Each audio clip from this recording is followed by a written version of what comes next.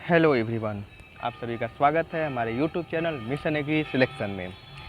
चलिए, तो आज से मेरे कोर्स का थ्योरी पोर्शन सिलेबस का जो है मैंने स्टार्ट कर दिया है और आपने मुझे उम्मीद है कि आप लोग अपना सिलेबस जो है नोट कर चुके होंगे। तो हम उसी कड़ी में आगे बढ़ते हुए आज हम स्टार्ट करेंगे राइस का एक इम्पॉर्टेंट पेस्ट।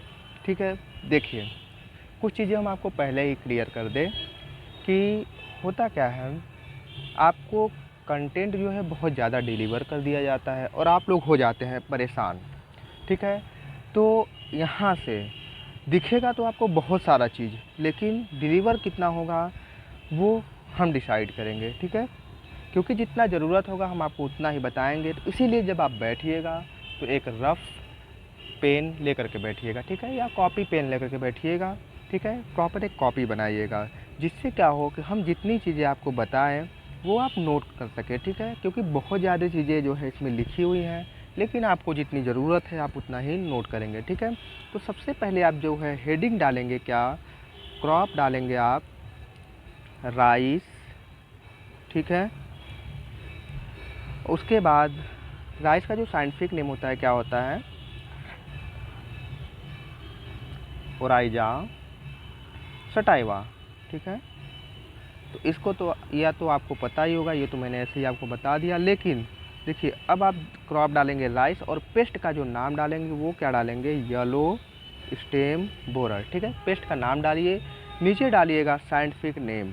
ठीक है, साइंटिफिक नेम क्या लिखेंगे आप, स्क्रिपोफाइगा इंसर्टुलस। ठीक है, स्क्रिपोफाइगा इंसर्टुलस। ठीक है, जो इसकी फैमिली है वो है पायरिलिडी। ठीक है, एंड ऑर्डर जो है लेपिडोप्टेरा। ठीक है, ऐसे एकदम ऑर्डर वाइज अपने कॉपी में नोट कीजिएगा, क्योंकि देखिए हम आपको पहले ही बता रहे हैं कि पढ़ना बहुत कम है, चीज़ें ज़्यादा डिलीवर करने से कोई मतलब नहीं है। ठीक है, जो इम्पोर्टेंट होगा हम आपको बताते जाएंगे, आप उसको नोट करते रहिएगा। ठीक है, क्लियर। पहला हेडिंग क्या था, येलो स्टेम बोरर, उसका जो साइंटिफिक नेम था वो क्या था, Scirpophaga incertulas and family Pyralidae and order lepidoptera.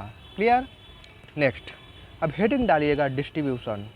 देखिए डिस्ट्रीब्यूशन का मतलब मैंने आपको कल बताया था कि वो कहाँ कहाँ पर पाए जाते हैं। ठीक है, तो देखिए yellow stem borer is common in all the Asian country. अब देखिए इतना छोड़ करके आप लिखिए ऑल द एशियन कंट्रीज। ठीक है, इसको आपको लिखने की कोई ज़रूरत नहीं है, इसीलिए मैंने कहा कि कॉपी पेन लेकर के बैठिएगा। ठीक है, ऑल द एशियन कंट्रीज। ठीक है, in India it is widespread in all paddy growing areas like Assam, West Bengal, Orissa, Uttar Pradesh, Punjab, Andhra Pradesh and Tamil Nadu.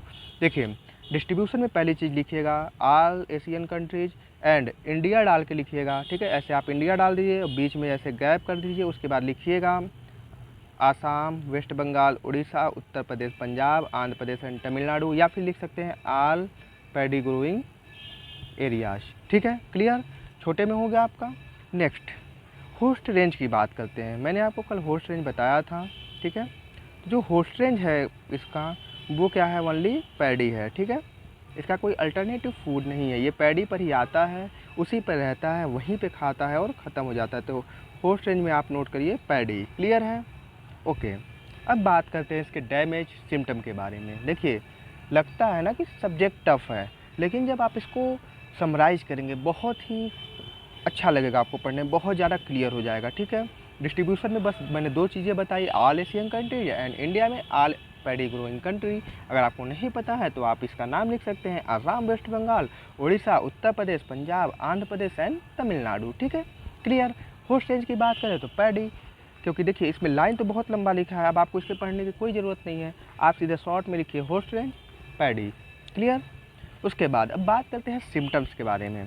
चलिए देखिए जो इसका डैमेज सिम्टम है वो क्या है, larva feed on the stem and causes drying of the central shoot known as dead heart. देखिए आपको ये लाइन बहुत इंपॉर्टेंट है और बहुत ज़्यादा जो है ज़रूरी क्यों है, क्योंकि देखिए यहाँ पर लिखा है डेड हर्ट। अगर आपने ये लिख दिया डैमेज सिम्टम में डेड हर्ट तो आपको नंबर मिल जाएगा। क्लियर है, तो डेड हर्ट जो है यहाँ पर ज़रूर लिखिएगा डैमेज सिम्टम में। ठीक है, तो सबसे पहले होता क्या है इसमें कि जो आपका लार्वा है, ठीक है, वो लार्वा क्या करेगा, फीड करेगा किसमें, स्टेम में। स्टेम पे क्या करेगा, फीड करेगा। और क्या करेगा, जब फीड करेगा, जैसे देखिए अगर आप जो है खड़े हैं, ठीक है, ऊपर से धूप बहुत ज़्यादा तेज़ लग रही है तो लगता नहीं है कि पानी की कमी हो गई है। वैसे ही क्या होगा, जब लार्वा जो सूट है, मतलब जो स्टेम है, उसके बीच में क्या करेगा, फीड करेगा, तो अंदर की जब सारी चीज़ें खा जाएगा तो जो आपका स्टेम है वो खोखला हो जाएगा। क्लियर है, जब खोखला हो जाएगा उसके अंदर कुछ रहेगा नहीं, सारे जो है मेरी स्टेम जो है खा जाएगा। ठीक है, जब वाटर और फूड जो है प्लांट को ऊपर नहीं जा पाएगा, ठीक है, वो वहीं बीच में खा जाएगा, जो सारे टिश्यूज है खा जाएगा, तो होगा क्या कि जो आपका प्लांट है तो वो क्या होगा, सेंट्रल सूट जो है वो सूखने लगेगा। ठीक है, ऊपर से क्या होगा, प्लांट सूखने लगेगा, जो है वही जब सूखेगा तो उसको क्या हो जाएगा, वहाँ पर डेड हर्ट बन जाएगा। क्लियर है, मुझे लगता है आपको ये चीज़ें क्लियर होंगी कि जब लार्वा फीड करेगा स्टेम में तो क्या करेगा कि वो स्टेम जो है सूख जाएगा, ठीक है, और जो है डेड हर्ट काज करेगा। ठीक है, किसमें, यंग सीडलिंग में, जो नया सीडलिंग होगा। ठीक है, तो larva feed on the stem and क्या करेगा, काज डेड हर्ट, काज करेगा ड्राइंग, जिसको हम डेड हर्ट बोलते हैं। उसके बाद क्या करेगा, ये यंग सीडलिंग में होगा। क्लियर हो गया एक लाइन। ठीक है, and drawing of the pinnacle in the grow of plant called white year. देखिए मैंने आपको बताया कि सबसे पहले क्या होगा, लार्वा जो है आपके स्टेम में फीड करेगा, आपके जो है न्यू जो यंगर सीडलिंग लगाएंगे आप उसमें फीड करेगा तो न तो वाटर ऊपर जा पाएगा ना तो फूड ऊपर जा पाएगा। जब फूड वाटर ऊपर जा नहीं पाएगा तो जो आपका सेंट्रल सूट होगा वो क्या होगा, ड्राई होने लगेगा। जब वो ड्राई होगा तो उसको क्या बोलेंगे, ड्राई होगा तो डेड हर्ट। ओके, उसके बाद क्या होगा, जब पेनिकल मतलब जो दाना बनता है, ठीक है, सीड बनता है, ग्रेन बनता है, ठीक है, जब वो ड्राई होगा तो उसको क्या बोलेंगे, वाइट ईयर। और आप देखिएगा अभी फील्ड में जाएंगे, ठीक है, तो उसमें देखिएगा कि उसमें जो ग्रेन्स हैं वो नहीं बन पाएंगे, ठीक है, और जो ईयर होगा वो वाइट होगा। ठीक है, प्रैक्टिकली देखेंगे आपको चीज़ें क्लियर हो जाएंगी। ओके, ठीक है।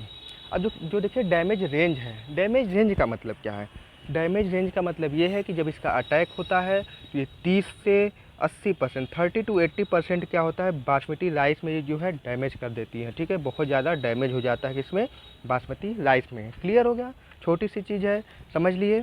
ओके, ठीक है, मतलब सबसे ज़्यादा डैमेज करती किसमें है, कोर्स वेराइटी, जो मतलब पतला, ठीक है, कहीं पे बीपीटी बोल देते हैं, ठीक है, पतला धान, ठीक है, आप समझिए पतले धान में, ठीक है, जो लार्ज मतलब लार्ज वेराइटी होती है, ठीक है, पतला बासमती हो गया, ठीक है, टाइप TN1 हो गया, ऐसी सारी वेराइटियों में जो है ये ज़्यादा अटैक करती है। क्लियर हो गया। अब देखिए डैमेज सिम्टम आपको क्लियर हो, एक बार रिपीट कर लेते हैं। देखिए हम आपको समझाते हैं, होता क्या है कि आपका यंग सीडलिंग है राइस का, क्लियर, उसमें क्या होगा, लार्वा अटैक करेगा। कैसे अटैक करेगा, वो पहले स्टेम में फीड करेगा, स्टेम में फीड करेगा तो होगा क्या, जो फूड होगा, वाटर होगा, वो ऊपर की तरफ नहीं जा पाएगा। ऊपर की तरफ जब नहीं जाएगा तो होगा क्या कि आपका पेड़ जो है ऊपर से ही तो सूखता है, जब प्लांट ऊपर से सूखने लगेगा तो होगा क्या कि ऊपर जो है डेड हर्ट, ऊपर का जब सूख जाएगा तो उसको क्या बोलेंगे, डेड हर्ट।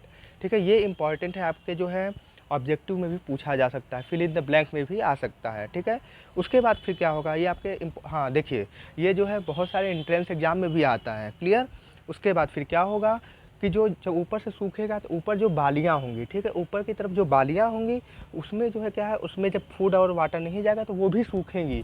जब वो सूखेंगी तो होगा क्या कि वो वाइट कलर का हो जाएगा। ठीक है, वाइट वाइट पूरा दिखने लगेगा। ठीक है, जैसे कि कोई एक क्रॉप होता है, मुझे नाम नहीं याद है, शायद सनहेम्प होता है, उसमें देखेंगे तो ऊपर जैसे वाइट वाइट दिखता है, सेम वैसे ही आपके पैडी में ऊपर वाइट वाइट दिखने लगेगा। तो उससे क्या बोलेंगे हम, पेनिकल जब आपका सूख जाएगा, ड्राई हो जाएगा तो उसको बोलेंगे वाइट ईयर। ठीक है, दो चीज़ें हो गई। उसके बाद क्या है, इसका जो डैमेज रेंज है 30 to 80%, किसमें, जो आपकी basmati variety and course variety है, ठीक है, पतले धान की प्रजातियाँ है, उसमें इसका ज़्यादा अटैक होता है। ठीक है, क्लियर भाई, जो पतला होगा उसी को तो लोग मारते हैं। ठीक है, क्लियर है। अब देखिए ETL मतलब economic threshold level. Economic threshold level मतलब इकोनॉमिक लॉस कब होता है, जब 2 एग मासेस पर मीटर स्क्वायर, मतलब 1 मीटर स्क्वायर एरिया में आपको 2 एग मासेस दिख जाए। ठीक है, आपके 2 वाइट ईयर के प्लांट जो है दिख जाए, ठीक है, 2 डैमेज प्लांट दिख जाए, या 10% डेड हर्ट आपको दिख जाए। ठीक है, 10% क्या हो, डेड हर्ट आपको दिखे बना हुआ। ठीक है, अब वेजिटेटिव स्टेज में क्या दिखे आपको, ये आपको 10% dead hurt and 2 egg masses पर मीटर स्क्वायर। देखिए होता क्या है, इकोनॉमिक थ्रेशोल्ड लेवल मतलब जब आपका पेस्ट अटैक करेगा क्रॉप में, ठीक है, जब असेसमेंट के लिए आप जाएंगे वहाँ देखेंगे अगर 1 मीटर स्क्वायर एरिया में 2 एग मासेस हैं, तो ETL लेवल होगा, ठीक है। या फिर 10% मतलब 100 प्लांट अगर हैं आपके, उसमें से 10 प्लांट में डेड हर्ट बन जाए, ठीक है, वेजिटेटिव स्टेज पे, तो समझिए इकोनॉमिक थ्रेशोल्ड लेवल है, मतलब आपको मैनेज, मतलब वहाँ तक आपको मैनेज करने की अभी ज़रूरत नहीं है। अगर वहाँ उसके आगे जाता है तो आपको मैनेज करना पड़ेगा, ठीक है। अब उससे ज़्यादा होगा तो आपके क्रॉप को लॉस होगा, आप वहीं पे भी मेजर ले सकते हैं, वहीं पे आप कंट्रोल कर सकते हैं। And 2% white ear at flowering stage, जब फ्लावरिंग हो रही है, ठीक है, उसी समय पेनिकल क्या होगा, वाइट होगा। तो अगर 2% अगर आपका पेनिकल वाइट दिख रहा है तो उस समय आपको कंट्रोल मेजर जो है लेने पड़ेंगे। अगर उससे अगर आगे गया तो आपके क्रॉप को लॉसेस हो सकती हैं। क्लियर है? कोई प्रॉब्लम हो तो आप लोग कमेंट करिएगा, हम आपको जो है बताएंगे। देखिए ये स्टेम है, इसी में देखिए नीचे की तरफ फीड कर रहा है। देखिए ये है लार्वा, ये फीड कर रहा है, पहले यहाँ पे बैठेगा, फिर ये स्टेम में जाएगा, फीड करेगा। देखिए आपका स्टेम जो है स्प्लिट करके दिखाया हुआ है, यही है लार्वा, ठीक है। क्लियर हो रहा है? यही अंदर जो है सब कुछ खाया जा रहा है, सारे टिश्यूज़ को खाया जा रहा है। क्या करेगा, ये डैमेज कर दे रहा, डैमेज कर देगा। ऊपर न तो यहाँ से पानी जाएगा, देखिए न तो यहाँ से पानी जाएगा, न तो फूड जाएगा। क्या होगा, प्लांट तो डेड करेगा ही। क्लियर है? चलिए देखिए ये इसका जो है एडल्ट स्टेज है। कौन सा एडल्ट है? एडल्ट स्टेज है इसका, किसका? येलो स्टेम बोरर का। जब ये बड़ा होगा तो ऐसा ही दिखेगा। देखिए ये फीमेल है एंड ये मेल है। क्लियर है? तो मैंने आपको साइंटिफिक नेम क्या बताया था? स्क्रिपोफेगा इंसर्टुलस। क्लियर है? स्क्रिपोफेगा इंसर्टुलस, ठीक है। फैमिली क्या थी इसकी? पैलिडी थी एंड ऑर्डर लेपिडोप्टेरा। क्लियर है? फिर मैंने किसका बात किया था? डिस्ट्रीब्यूशन का बात किया था। डिस्ट्रीब्यूशन कहाँ था? ऑल एशियन कंट्रीज में था। फिर इंडिया में कहाँ थी? ऑल पैडी ग्रोविंग एरियाज, ठीक है। उसके बाद फिर मैंने सिम्टम का बात किया। सिम्टम में क्या था? लार्वा फीड करेगा, लार्वा फीड करेगा, फिर क्या होगा? लार्वा फीड करने के बाद जो सेंट्रल सूट होगा वो ड्राई होगा, ड्राई होगा तो उसको क्या बोलेंगे, वहाँ पर डेड हर्ट काज कर देगा, वो डेड हो जाएगा, ठीक है। उसके बाद फिर जो है क्या होगा कि जब आपके ईयर्स जो है वो बालियाँ जो है सूख जाएंगी तो वहाँ पर वाइट ईयर्स हो जाएंगी, ठीक है। वाइट ईयर काज करेगा। फिर मैंने आपको दिखाया ETL लेवल क्या है, वेजिटेटिव स्टेज पे 10% है एंड फ्लावरिंग स्टेज पे 2% है। क्लियर है? चलिए देखिए ये रहा आपका वाइट ईयर। ऐसे ही वाइट ईयर बनेगा, इसमें जो है दाने जो है नहीं आएंगे। क्लियर है? एक बार देख लीजिए, फिगर से क्लियर हो जाता है। ओके, कोई समस्या हो तो आप एक बार जो है बताइएगा, हम फिर से आपको समझा देंगे, ठीक है। चलिए अब बात करते हैं इसके लाइफ हिस्ट्री की। जो आपका येलो स्टेम बोरर है, इसकी लाइफ हिस्ट्री के बारे में बात करते हैं। देखिए in the northern region of India the pest is active from April to October. भाई होता कैसे है, देखो समझो बात को। जो आपका नदर्न रीजन है उसमें होता क्या है, पैडी जो है पहले होता है, ठीक है। जैसे देखिए आपका ये इंडिया है, मान लीजिए, सपोज करिएगा, फिगर उतनी अच्छी नहीं बनेगी, ठीक है।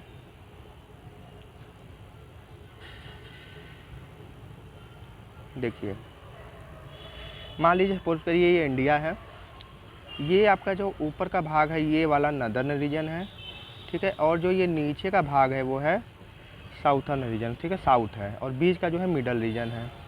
तो होता क्या है, यहाँ पर जो खेती होगी वो पहले होगी, यहाँ पे लेट होती है और यहाँ पे अपने टाइम पे होती है।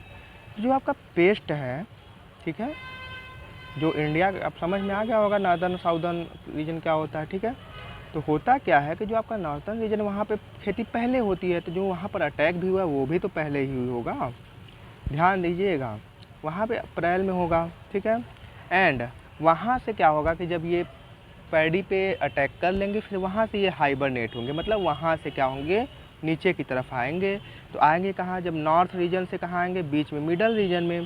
तो ये नवंबर में जो है अक्टूबर तक यहाँ पर मतलब अटैक करते हैं, मतलब कि मार्च से जून तक लगभग वहाँ पर रहते हैं, जून जुलाई तक, ठीक है।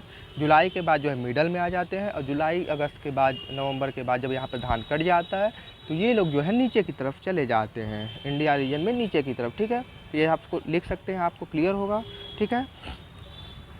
अब देखिए, अब ये pupation start sometime in March and the emergence of moth begin in अप्रैल।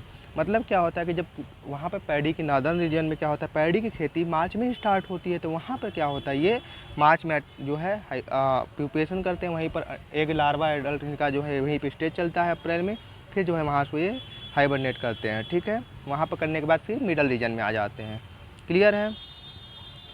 उसके बाद फिर क्या है, जो आपका मौत है, ठीक है, एडल्ट है, वही एग देगा, ठीक है। कितना एग देता है, 120 से 150 एग, और under side of the leaves, ठीक है। जो आपका एग देगा वो कहाँ देगा, under side of the leaves. Clear हो रहा है सब कुछ, ठीक है। और क्या होगा, 2 से 5 क्लस्टर में रहेगा, और 60 से 10 जो है ईच, मतलब 60 से 100 ईच एग। मतलब देखिए क्या होता है, आपका जो मूथ होगा वो कितना एग देगा, 120 से 150 एग देगा। कहाँ, लीफ के नीचे, ठीक है, लीफ के नीचे। शायद फ़ोटो लगा होगा, सॉरी फ़ोटो तो नहीं दिख रहा, हाँ हम समझा रहे हैं आपको। लीफ जैसे आपका ये लीफ है, ठीक है, इसके नीचे जो है आपका जो है यहीं पर जो है एग देगा, ठीक है। क्या होगा, एग जो है ऐसे क्लस्टर में रहेगा, ठीक है, 2 से 5 क्लस्टर में रहेगा, और जो क्लस्टर होगा उसी के अंदर जो है 120 से 60 से जो है 100 प्रत्येक क्लस्टर में आपके एग होंगे। क्लियर है, चलिए आगे बढ़ते हैं।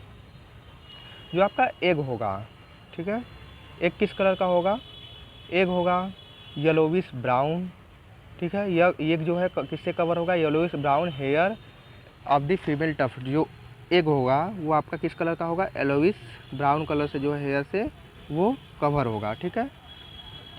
किस में होगा, वो फीमेल टफ्ट में होगा। क्लियर है।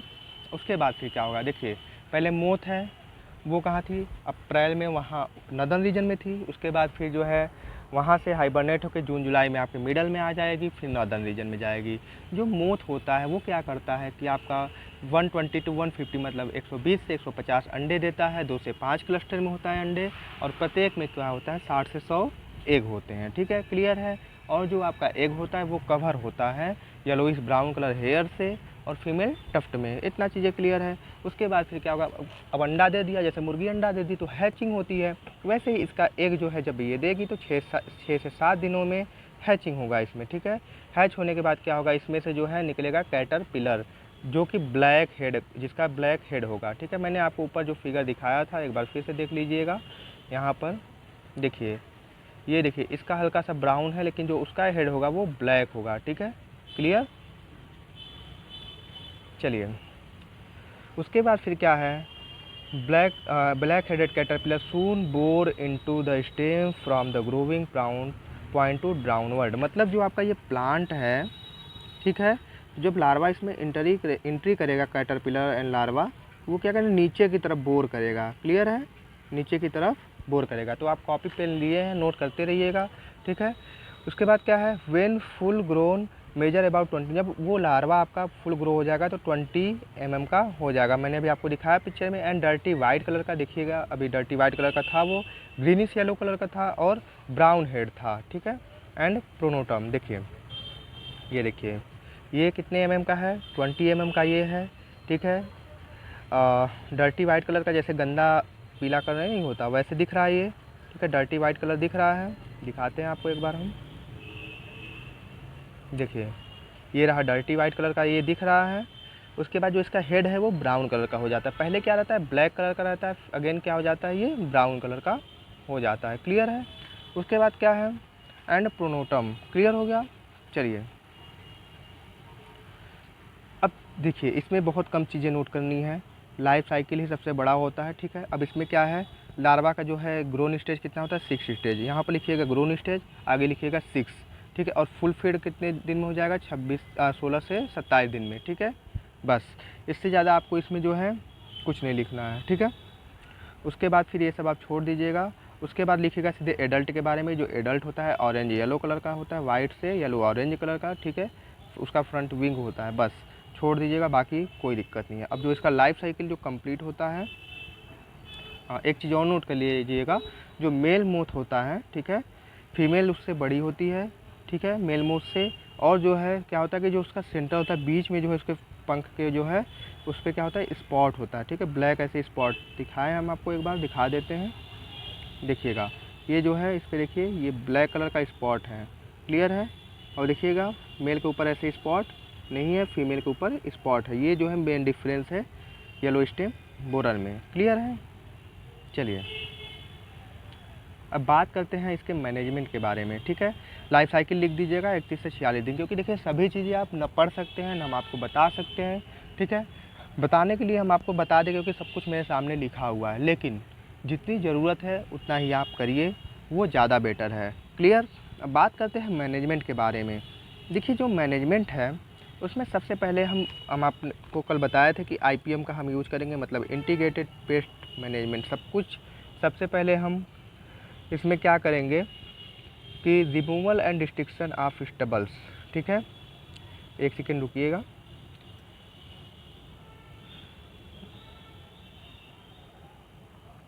चलिए, तो मैनेजमेंट की बात करेंगे। सबसे पहले क्या करेंगे हम, removal and destruction of stubble at the time of first ploughing after harvesting the crop decrease the carry out the next crop. मतलब कि हम करेंगे क्या, मैनेजमेंट सबसे पहली चीज़ क्या करेंगे कि जो क्रॉप जो है प्लाविंग करने जाएंगे, जैसे आपका क्रॉप कंप्लीट हो गया, ठीक है, उसके बाद जब आप प्लाविंग करने जाएंगे तो जो भी आपका जो है स्टबल्स है, स्टबल्स मतलब कि पुआल वाल खेत में पड़ा रहता है, उसको आप हटाएंगे। जिससे क्या होगा कि जो आपका नेक्स्ट सीजन में क्रॉप अगर आप लगाएंगे तो उसमें जो है अटैक नहीं होगा। ठीक है, उसके बाद जो रेसिस्टेंट वैरायटी आप लगाएंगे, इंपॉर्टेंट कौन सा है, रत्ना, जया, टेकियम 6 एंड IR20 एंड सयाश्री, साकेत। ठीक है, ये ज़्यादा इंपॉर्टेंट है। एक H4 याद कर लीजिएगा, बाकी ये सब छोड़ दीजिएगा। ठीक है, जितना इंपॉर्टेंट है हम आपको उतना ही नोट करवाएंगे। ठीक है, रत्ना, जया, क्या हो गया, देखिए, रत्ना, जया, टेकियम 6, IR20 सयाश्री एंड साकेत एंड H4। ठीक है, ये इतना इम्पॉर्टेंट है, आप इतना याद कर लीजिएगा। दो चीज़ें हुई मैनेजमेंट में। नेक्स्ट में क्या है आपका, clip the seedling before transplanting to eliminate egg masses. देखिए मैंने आपको एग मासेस दिखाया था, लीफ, आपका जो लीफ है यहीं पर एग मासेस था, ऊपर देखा था आपने, नहीं देखा तो अभी देख लीजिएगा पीछे जाके वीडियो में। ठीक है, तो एग मासेस यहाँ पे है। करेंगे क्या, एग मासेस जो यहाँ पर है, आप बिफोर ट्रांसप्लांटिंग क्या करेंगे, इसको जो है क्लिप कर देंगे, मतलब यहाँ से ऐसे नॉच कर देंगे, तोड़ देंगे। ठीक है, तो इससे क्या होगा, जो ये एक मासेस होगा ये उसमें नहीं रह पाएगा, तो प्लांट जो है आपका बच जाएगा। ठीक है, उसके बाद फिर क्या करेंगे, एवॉइड क्लोज प्लांटिंग, मतलब जो आपका प्लांट जो है ऐसे पास है, तो जो इसमें एक मासेस है इसमें से इसमें ट्रांसफ़र हो सकता है। तो क्या होगा कि जो है क्लोज प्लांटिंग जब नहीं करेंगे, यहाँ करेंगे, तो जो है एक मासेस यहाँ से यहाँ नहीं जा पाएंगे। क्लियर है? उसके बाद फिर क्या है, continuous water stagnation at early stage, मतलब कंटिन्यूस जब वाटर भरा रहेगा तो क्या होगा कि ऑक्सीजन की कमी होगी। अगर आपके फील्ड में कहीं पर ज़मीन में आपके अगर एग मासेस हैं, कोई लार्वा है, तो वो क्या होगा, वहीं पर डेड कर जाएगा। क्लियर है? उसके बाद फिर क्या है, सेटअप लाइट ट्रैप। ठीक है, लाइट ट्रैप लगाएंगे, जिससे क्या होगा कि एडल्ट जो है अट्रैक्ट होते, देखते हैं घर में अगर लाइट जलती तो बहुत सारे कीट आ जाते हैं। सेम वैसे ही क्या होगा कि फीमेल मोथ जो है अट्रैक्ट होती है किससे, लाइट से। ठीक है, तो आप वहाँ पर लाइट भी लगा सकते हैं। और उसके बाद फिर जो है set of sex pheromone trap. ठीक है, एट द रेट 2 से 3 ट्रैप पर एकड़। मतलब क्या होता है कि सेक्स फेरोमोन ट्रैप क्या होता है कि फीमेल को जो है ये क्या करता है, अट्रैक्ट करता है अपनी तरफ। ठीक है, जैसे कोई होता है परफ्यूम लगा के जाता है, वैसे ही सेक्स फेरोमोन ट्रैप होता है। ठीक है, इसमें क्या होता है कि जब इंसेक्ट आती है तो उसको जो है वो क्या करता है, बहुत ज़्यादा अट्रैक्ट करता है, तो फीमेल जो है यहाँ पे आके जो है चिपक जाती है। ठीक है, फंस जाती है। ट्रैप मतलब जाल होता है। ठीक है, वहाँ पे फंस जाती है। ठीक है, तो ये कितना लगाएंगे हम, 2 से 3 ट्रैप्स पर एकड़। क्लियर है? उसके बाद देखिए इसका एक पैरासिटाइड, बहुत ज़्यादा इंपॉर्टेंट क्वेश्चन है, ये पूछा जाता है कि रिलीज ऑफ द एक पैरासिटाइड। पैरासिटाइड क्या होता है कि जैसे आपका ये मान लीजिए क्या है, आपका ये लार्वा है। ठीक है, लार्वा पे क्या करेगा, ये अटैक करेगा और इसको जो है खा जाएगा। ठीक है, तो जो आपका पैरासिटाइड है वो है ट्राइकोगामा जापोनिकम। कितना, 120 लाख से 150 लाख। ठीक है, 2 से 3 बार जो है, स्टार्टिंग 15 दिन और आप स्टार्टिंग फ्रॉम 15 दिन मतलब 15वें दिन से हम इसको रिलीज करेंगे और आफ्टर ट्रांसप्लांटिंग। ठीक है, 2 से 3 बार रिलीज करेंगे, तो क्या होगा कि जितने भी उसमें जो है लार्वा होंगे उसको ये खा जाएगा। ठीक है, एंड उसके बाद फिर क्या करेंगे, harvest the crop up to ground level. मैंने आपको जो पहला चीज़ बताया था कि उसमें जो स्टेबल्स होंगे, ठीक है, उसको जो है आफ्टर हार्वेस्ट क्या करेंगे, तुरंत जो है खेत से बाहर कर देंगे। ठीक है, उसको डिस्टर्ब कर देंगे। ठीक है, जिससे क्या होगा, धूप पड़ेगी तो जो है अगर लार्वे होंगे, ठीक है, प्लाविंग कर देंगे तो उससे क्या होगा, आफ्टर प्लाविंग के साथ क्या करेंगे, जब स्टेबल्स को हम बाहर निकाल देंगे तो सारे लार्वे होंगे वो डेड कर जाएंगे। क्लियर है?